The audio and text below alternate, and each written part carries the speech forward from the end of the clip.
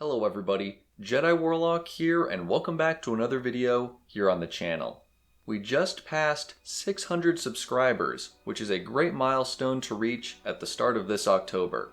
And from the looks of the most recent poll I put out, you all are interested in a spooky video right in time for Halloween. So here you go. Today, we are returning to the Lord of the Rings Online to take a look at one of my favorite places in the entire game, which just so happens to also be one of the creepiest. I'll be breaking down the quests and lore of this region, as well as giving a brief tour of the area to demonstrate why this region stands out as one of the game's most frightening. This is a video I've been wanting to make for a long time, and I'm really excited to finally be sharing it with you all. So, with all that being said, let's get right into it and explore the world of Middle-earth. When you think of spooky areas in LotRO, you might think of places such as the Barrow Downs, the Black Pits of Moria, or even the dungeons of Mordor itself. While all of these places have their merits in terms of spookiness, in my opinion, none of them come close to the region I'll be discussing today. Far to the east, past the sinister Morgul Vale, and tucked behind a hidden cleft within the Mountains of Shadow, lies Thuringwath, a place of darkness and utter despair. This is the last area accessible in the Minas Morgul expansion to LotRO, and it is truly a chilling finale to a region saturated with the influence of Sauron. Following your escapades within the city of Minas Morgul to liberate it from the control of Gothmog, Sauron's last lieutenant, Gandalf and the Ithilien Rangers have one final mission here, investigating the rumors of this hidden valley. One short questline later, and you and Gandalf have pressed through the dark gorge of Falch Girth, which is blanketed in cursed shadows so dark that they require the use of the wizard's magic to dispel. Thuringwath is revealed at last. Where we tread now is known only to the enemy and his servants. The evil is far from dispersed on the other side of the Wall of Shadow, however, as the pass opens up to reveal a dreary valley dominated by a gigantic temple to Sauron himself. It cannot be. I thought I had seen the last of the enemy's great works brought to ruin, but I see now I was mistaken.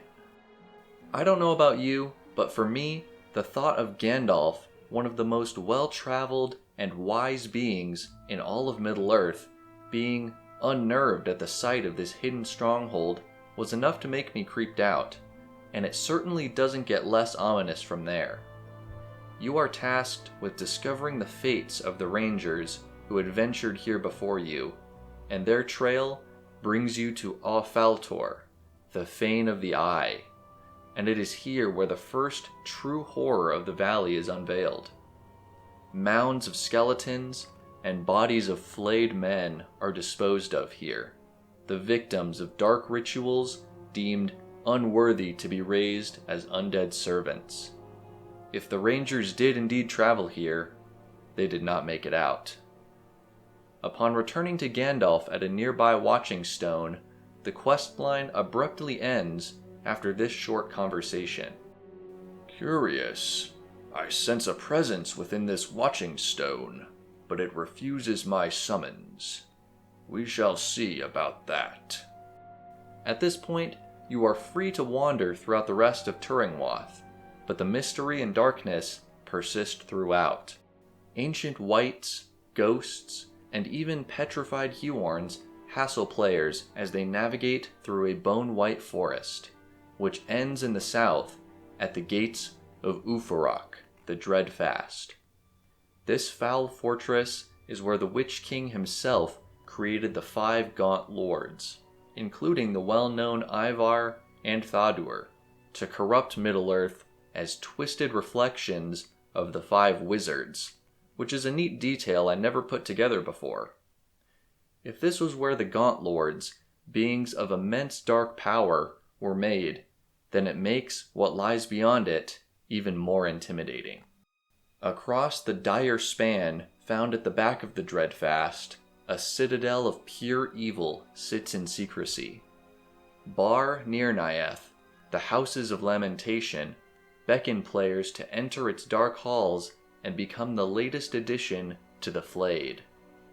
Upon entering this final locale, one can hear the harrowing voice of Agath Kali, the Gaunt Woman, a priestess of Sauron who oversees Thuringwath's final secret.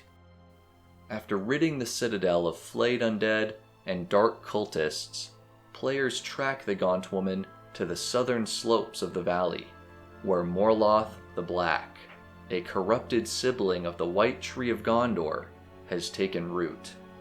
At its base, in a bloody pool bathing Morloth's wriggling roots, Agath Kali performs the dark rituals designed to bring back spirits from the dead and to curse mortals into broken slaves.